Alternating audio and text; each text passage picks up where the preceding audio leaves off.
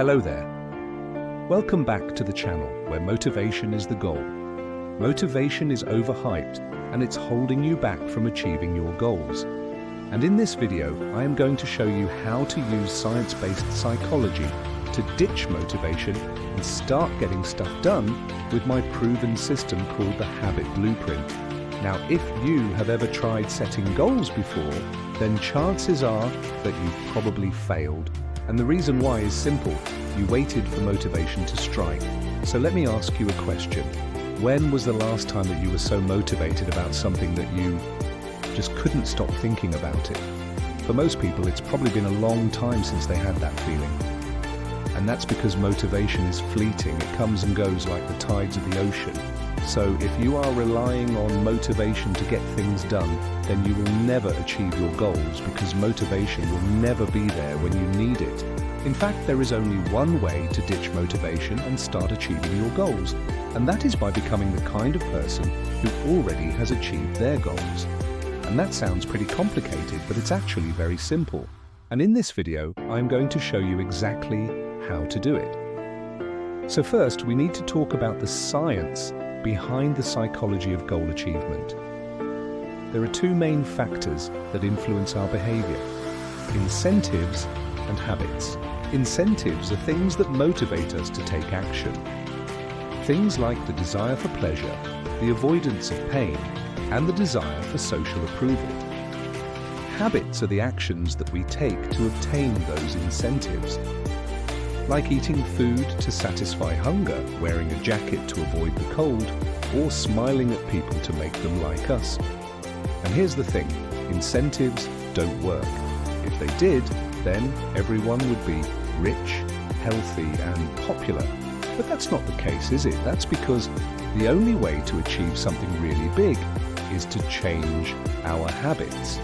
And changing our habits is not easy because it requires willpower. Willpower is like a muscle. It gets tired the more you use it. And the problem is that achieving big goals requires a lot of willpower. That's why most people fail to achieve their goals. They simply run out of willpower. But there is a way to solve this problem, and it all starts with understanding the difference between strong and weak willpower. So imagine that you're trying to eat healthier, but you keep getting tempted by junk food. In this scenario, you have weak willpower. Why?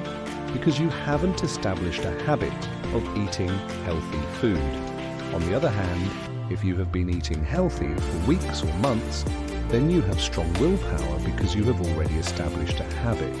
So basically, the key to achieving any goal is to build strong willpower by establishing good habits. But building good habits is easier said than done. Most people try to build new habits by sheer willpower alone, which is a terrible idea. Think about it. You want to wake up early, so you set an alarm for 6 a.m. Then the next morning, you hit the snooze button and end up waking up at 7 a.m. And the day after that, you do the same thing again. And this cycle keeps repeating itself over and over again. That's because you haven't established a habit of waking up early. You're just trying to convince yourself to do it, which is extremely hard to do consistently. And the reason why it's so difficult to establish a habit using sheer willpower is simple. Your brain doesn't know what habit you're trying to build. It only knows what you're currently doing. That's why willpower is not enough to establish a habit. You need to trick your brain into believing that the habit you're trying to build is actually already a part of you. Once you do that, then your brain will automatically start working to maintain the habit. This is called the consistency principle, and it's the foundation of the Habit Blueprint. Now, before we get into the blueprint itself, I want to share with you a quick story that illustrates the power of the consistency principle. Back in the 1980s, two psychologists named Wendy Wood and Sheena Iyengar conducted an experiment where they asked participants to floss for 14 days straight. The participants who were able to floss for 14 days straight were the ones who believed that flossing was a part of their identity. Basically, they didn't see themselves as someone who doesn't floss. On the other hand, the participants who gave up flossing early on saw themselves as someone who doesn't floss. And this is a perfect example of the consistency principle in action. Our identity determines our behavior. So if you want to build a new habit, then you need to change your identity. And this is exactly what the Habit Blueprint is all about. It's a system that helps you change your identity by establishing habits. So now let's get into the blueprint itself. Step number 1 is to identify the kind of person who has already achieved your goal. This is your ideal self. For example, if your goal is to become a fitness model, then your ideal self might be someone who works out every day, eats clean, and has a very strict schedule. Now you might be thinking, how am I supposed to know what kind of person has already achieved my goal? Well, the answer is simple. Just look at the people who have achieved your goal. If you want to be a fitness model, then look at other fitness models. What do they do? What kind of lifestyle do they live? Once you have a clear picture of your ideal self, then move on to step number 2. Step number 2 is to start acting like your ideal self. Start taking small actions that move you closer to your goal. For example, if you want to become a fitness model, then start going to the gym. Even if you can only go for 10 minutes each day, that's fine. It's better than nothing. And here's the important thing. Don't just do this occasionally. Make it a part of your routine. For example, decide to go to the gym every Monday, Wednesday, and Friday. This is called habit stacking. You stack your new habit on top of an existing habit. In this case, you're stacking your new habit of going to the gym on top of your existing habit of going to work. As you continue to act like your ideal self, you will start seeing progress towards your goal. And here's the important thing. Don't get discouraged if you slip up. It's normal. Just get back on track as soon as possible.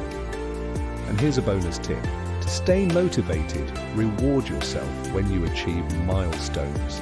For example, if you manage to go to the gym for 3 months straight, then reward yourself with something you enjoy. It could be a new pair of shoes or a night out with friends. The important thing is that you reward yourself for your progress. This will help you stay motivated and keep moving forward. Over time, you will start to feel like your new habit is a part of you. And once you reach that point, then you will have successfully changed your identity. And guess what happens when you change your identity? Your motivation will follow. You see, when you're motivated, you feel good about yourself. You feel like you can achieve anything.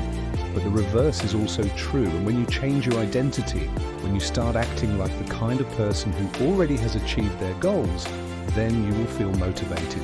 And this is the key to achieving success in anything. It all starts with changing your identity. So if you want to achieve your goals, then follow the Habit Blueprint. Over time, you will start to feel like your new habit is a part of you and your motivation will follow. Now, if you want to dive deeper into the science of habit formation, I highly recommend you to read the book Atomic Habits by James Clear. It's a great book that explains the science behind habit formation in a very clear and concise way. Thank you for watching this video and remember to subscribe for more content.